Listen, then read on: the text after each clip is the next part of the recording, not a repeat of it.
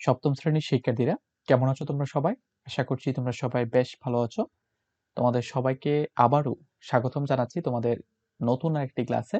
আজকের ক্লাসটি হচ্ছে তোমাদের বাংলার ৩য় অধ্যায় অর্থ বুঝে বাক্য লিখি যে অধ্যায়টি রয়েছে, এই অধ্যায়টি নিয়ে তোমাদের সঙ্গে আজকে আলোচনা করব এবং এই অধ্যায়টি তোমাদের অনেক বড় একটি অধ্যায়। তাই আমি চেষ্টা করব এই অধ্যায়ের যে টপিকগুলো রয়েছে সেগুলো নিয়ে ছোট, ছোট পর্বে তোমাদের সঙ্গে আলোচনা করার জন্য, যাতে তোমরা এই প্রত্যেকটা টপিক খুব ভালোভাবে বুঝতে পারো এবং বুঝে বুঝে তোমরা তোমাদেরকে যে কাজগুলো দেওয়া হবে সেই কাজগুলো যাতে তোমরা সমাধান করতে পারো। তো তারই ধারাবাহিকতায় এটি হচ্ছে তোমাদের ৩য় অধ্যায় অর্থ বুঝে বাক্য লিখি, এই অধ্যায়ের প্রথম পর্ব। ঠিক আছে? তো দেখো, তোমাদের অধ্যায়ের যে নাম সেটাই হচ্ছে অর্থ বুঝে বাক্য লিখি।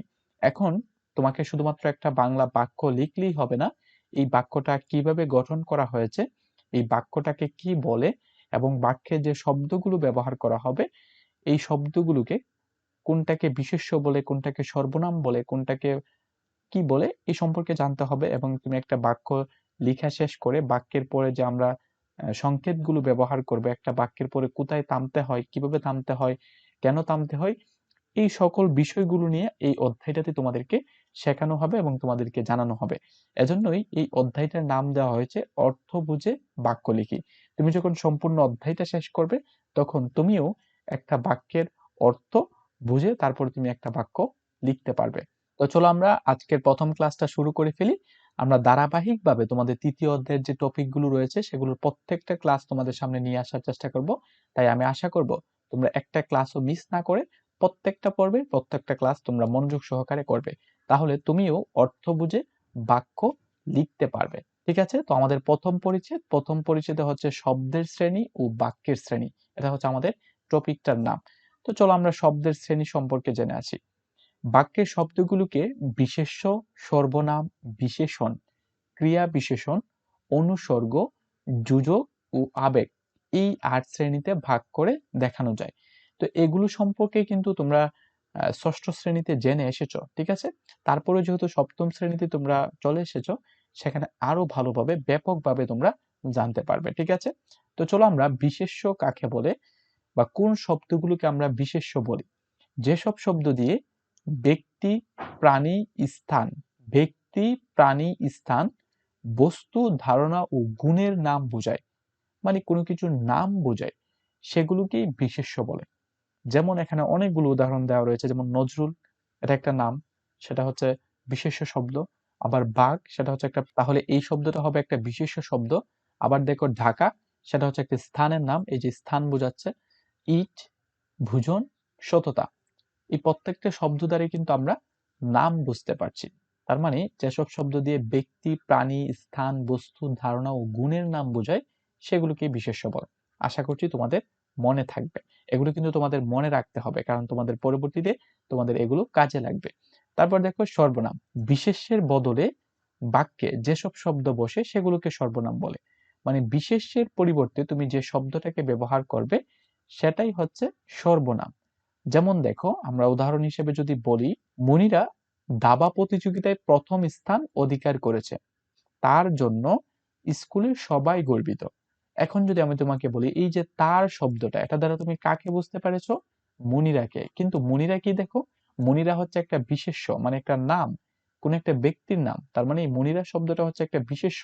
তার মানে এখানে বিশেষ্যের পরিবর্তে কোন শব্দটা ব্যবহার করা হয়েছে? তার শব্দটা। তার মানে এই তার শব্দটা হচ্ছে সর্বনাম। তার জন্য স্কুলের সবাই গর্বিত। এখানে দ্বিতীয় বাক্যের তার প্রথম বাক্যের মনিরাকে বোঝাচ্ছে, তাই তার হচ্ছে একটি সর্বনাম। ঠিক আছে? আশা করছি তোমাদের মনে থাকবে। তারপর চলে আসি বিশেষণে। যেসব শব্দ দিয়ে বিশেষ্য ও সর্বনামের ধূস, গুণ, সংখ্যা, পরিমাপ, অবস্থা ইত্যাদি বোঝায় তাকে বিশেষণ বলে। যেমন সুন্দর ফুল, এই যে সুন্দর, এটা কি বোঝাচ্ছে? গুণ বোঝাচ্ছে। তারপরে দেখো বাজে কথা, তারপরে 50 টাকা একটা পরিমাণ বোঝাচ্ছে। হাজার সমস্যা, তাজা মাছ একটা অবস্থা বোঝাচ্ছে বা একটা দোষ বোঝাচ্ছে বা একটা অবস্থা বোঝাচ্ছে। সেই সকল শব্দগুলোকে আমরা বলবো বিশেষণ। কি বলবো? বিশেষণ। তারপর দেখো ক্রিয়া। তো ক্রিয়া সম্পর্কে সবাই জানো যে বাক্যের উদ্দেশ্যে বা কর্তা কি করে বা কোনো কিছু করা। ক্রিয়া মানে হচ্ছে কাজ, কোনো কিছু করা বা কোনো কাজ করা বোঝালেই সেটাকে বলে ক্রিয়া। যেমন সে পড়ছে, সে লিখছে, সে খেলা করছে, এগুলি হচ্ছে ক্রিয়া। তো ক্রিয়া সম্পর্কে আরো বিস্তারিত এখানে জানতে হবে, কোনটাকে সমাপিকা ক্রিয়া বলে, কোনটাকে অসমাপিকা ক্রিয়া বলে, এগুলো তোমাদেরকে জানতে হবে। তারপর দেখো ক্রিয়া বিশেষণ, যে শব্দ ক্রিয়ার অবস্থা, সময় ইত্যাদি নির্দেশ করে বা ক্রিয়ার গতি প্রকাশ করে সেগুলোকে বলা হয়, বা সেই শব্দগুলোকে বলা হয় ক্রিয়া বিশেষণ। যেমন দেখো, ছেলেটি দ্রুত দৌড়ায়, এই যে দৌড়ানো সেটা হচ্ছে একটা ক্রিয়া, এই যে দ্রুত শব্দটা সেটা ক্রিয়ার একটা গতি বোঝাচ্ছে বা গতি বোঝাতে ব্যবহৃত হচ্ছে। তার মানে দ্রুত শব্দটা হচ্ছে ক্রিয়া বিশেষণ। মেয়েটি সকালে গান করে, গান করা হচ্ছে একটা ক্রিয়া, মানে একটা কাজ। কখন করে? সকালে করে, মানে ক্রিয়ার অবস্থা বা সময় নির্দেশ করে। যে শব্দগুলো ক্রিয়ার সময় বা অবস্থা নির্দেশ করে সেগুলি হচ্ছে ক্রিয়া বিশেষণ। তারপর দেখো অনুসর্গ। অনুসর্গ কোনগুলো?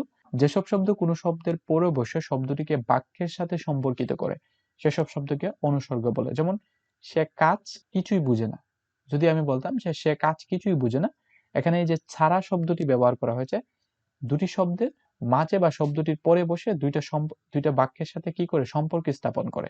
তো এই শব্দগুলোকে বা আমরা বলবো অনুসর্গ। যেমন দেখো, কোন কোন পর্যন্ত পড়েছে, এই যে পর্যন্ত শব্দটা এই দুইটা শব্দকে কি করেছে? সম্পর্ক স্থাপন করেছে। তারপর দেখো যোজক, যে শব্দ বাক্যের অংশকে যুক্ত করে সেসব শব্দকে যোজক বলে। যোজক যোজক মানে একটা আঠার মতো কাজ করে, যে দুইটা বাক্যকে সেটা জোড়া লাগিয়ে দেয়, ঠিক আছে। বা এই শব্দগুলো কখনো পরিবর্তন হয় না।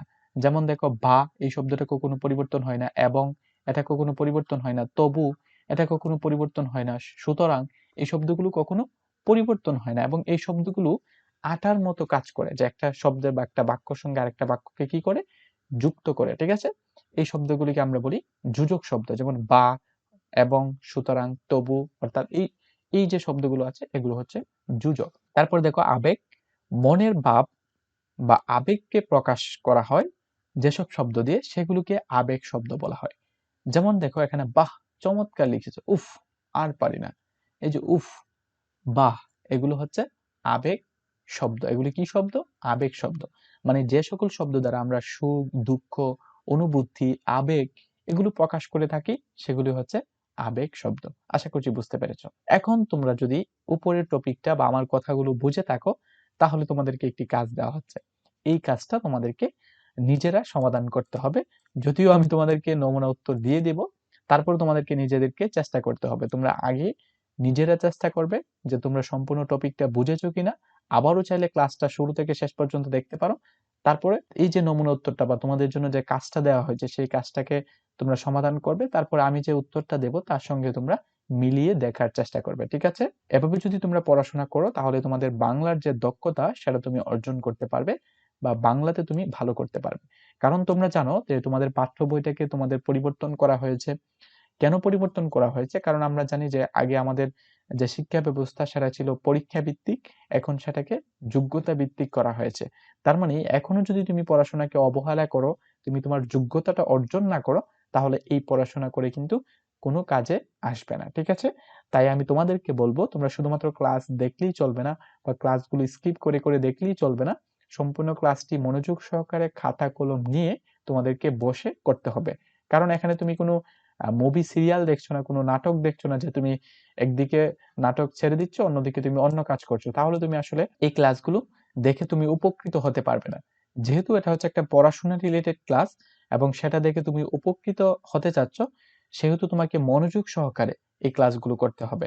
এবং আমি আবারও বলছি, এই ক্লাসগুলো সম্পর্কে যদি তোমাদের কোনো কমপ্লেইন থাকে যে আমার কথা বোঝা যাচ্ছে না বা আরো জোরে বলুন বা আরো আস্তে বলুন বা এভাবে বলুন বা এই টপিকটা নিয়ে আলোচনা করুন, এই তোমাদের যে মন্তব্যগুলো রয়েছে সেগুলো কিন্তু আমাদেরকে অবশ্যই জানাতে ভুলবে না। এই ভিডিওর কমেন্ট বক্সে আমাদেরকে জানাবে যে স্যার এই ক্লাসগুলো আমরা দেখে উপকৃত হচ্ছি, বা এইভাবে পরিবর্তন করুন বা এই টপিকটা চেঞ্জ করুন, তাহলে কিন্তু আমরা পরবর্তী ক্লাসে বা পরবর্তী পর্বে আমরা সেগুলো সংশোধন করার চেষ্টা করবো, ঠিক আছে। তো আশা করছি এই কাজগুলো তোমরা সবাই করতে পারবে। তো চলো আমরা আবারও ক্লাসে চলে যাই। শ্রেণী অনুযায়ী শব্দ আলাদা করি। এখানে আমাদেরকে একটি অনুচ্ছেদ দেওয়া রয়েছে বা একটি গল্প দেওয়া রয়েছে, একটা কক্সবাজারের একটা গল্প। বাংলাদেশের একেবারে দক্ষিণের জেলা হচ্ছে কক্সবাজার। পর্যটকদের আকর্ষণের জন্য এখানে রয়েছে পৃথিবীর দীর্ঘতম সমুদ্র সৈকত। প্রতিদিন অসংখ্য দেশি বিদেশি পর্যটক এই সৈকতে বেড়াতে আসেন আর এর এর সৌন্দর্য মুগ্ধ হয়ে বলেন, বাহ, কি সুন্দর। এভাবে তোমাদেরকে এই যে পুরো গল্পটা সেটা তোমাদেরকে পড়তে হবে। তোমার পড়া শেষ হলে তোমাকে কি করতে হবে দেখো, বলা হয়েছে উপরের নমুনা থেকে চিহ্নিত করা বিশেষ্য, সর্বনাম, বিশেষণ, ক্রিয়া বিশেষণ, অনুসর্গ, যোজক ও আবেগ এই ৮ শ্রেণীর শব্দ নিচের চোখে লিখো। কি করতে হবে? আশা করছি বুঝে গিয়েছো। তোমাদেরকে কি করতে হবে? এই যে এখানে যে গল্পটা রয়েছে সেটাকে একটু পড়তে হবে।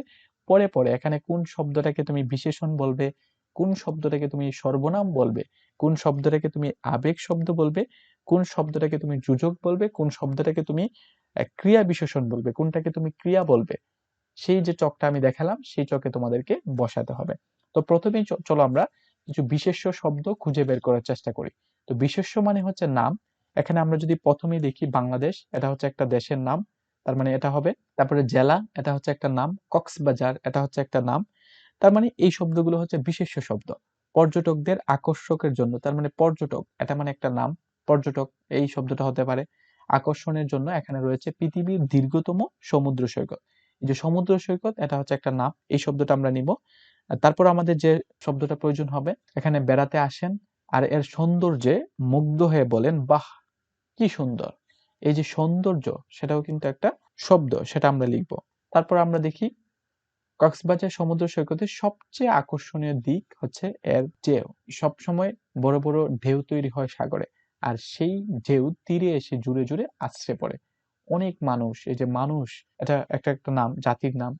তার মানে সেখানে হচ্ছে মানুষ, এই শব্দটা এটা হচ্ছে বিশেষ্য শব্দ। তো এইভাবে তোমাদেরকে খুঁজে খুঁজে বের করে নিতে হবে। তারপরে দেখো ক্যাপ্টেন হিরাম কক্সের নাম, এটাও কিন্তু একটা নাম।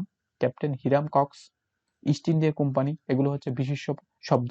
তো চলো আমরা একটা নমুনা উত্তর দেখে নিই এখানে কোন কোন শব্দগুলো বিশেষ্য শব্দ রয়েছে। তো শিক্ষার্থীরা, এখানে আমরা যে শব্দগুলোকে বিশেষ্য শব্দ হিসেবে খুঁজে পাবো সেগুলো হচ্ছে বাংলাদেশ, জেলা, কক্সবাজার, পর্যটক, পৃথিবী, সমুদ্র সৈকত, সৌন্দর্য, মানুষ, আনন্দ, বালি, গড়, captain Hiram Cox, East India company, officer, পালঙ্কি, পরিচালক, প্রতিষ্ঠান, বাংলাদেশ পর্যটন কর্পোরেশন, মোটেল, হোটেল, জিনিসপত্র, হিমচরি পর্যটন কেন্দ্র, পাহাড়।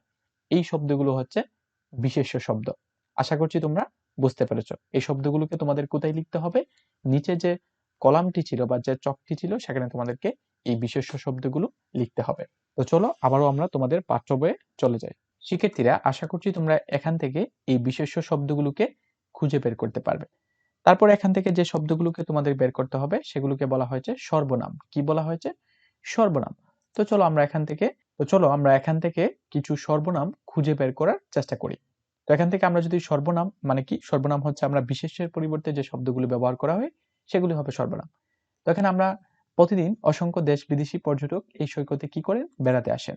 আর এই যে এর শব্দ, এর মানে কি? এর মানে বোঝানো হয়েছে যে কক্সবাজার, মানে এর সৌন্দর্যে, কার সৌন্দর্যে? যে কক্সবাজারের সৌন্দর্যে। তার মানে এখানে আমাদের প্রথমে লিখতে হবে এর হচ্ছে একটা সর্বনাম। তারপরে আমরা এখানে আরো কিছু শব্দ খুঁজে পাবো, সেটা হচ্ছে তাদের। তারপরে আমরা এখানে পাবো কেউ কেউ, তারা, যার, এগুলো হচ্ছে সর্বনাম। তো তারপরে আমাদের বিশেষণ, ক্রিয়া বিশেষণ, তারপরে ক্রিয়া, অনুসর্গ, যোজক, আবেগ, এই শব্দগুলো আমাদেরকে খুঁজে বের করতে হবে। তো আমি প্রত্যেকটি নমুনা উত্তর তোমাদেরকে দেখিয়ে দিব। তোমরা প্রথমে খুঁজে বের করার চেষ্টা করবে, তারপর আমার উত্তরের সঙ্গে তোমরা মিলিয়ে নিবে। এই যে আহা, এই যে শব্দটা, এটা হচ্ছে একটা আবেগ শব্দ। আমরা এখান থেকে যদি আরেকটা আবেগ শব্দ বের করার চেষ্টা করি, এই যে বাহ, এই যে এটা হচ্ছে একটা আবেগ শব্দ।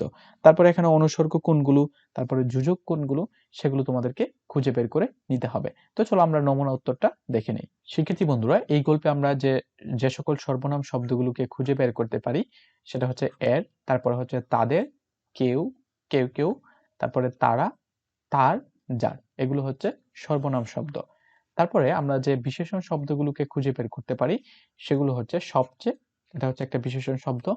আকর্ষণীয়, একজন, ছোট বড়, বাহারি, সুন্দর, রোমাঞ্চকর, এবং সেটা হবে বৈচিত্র্যময়।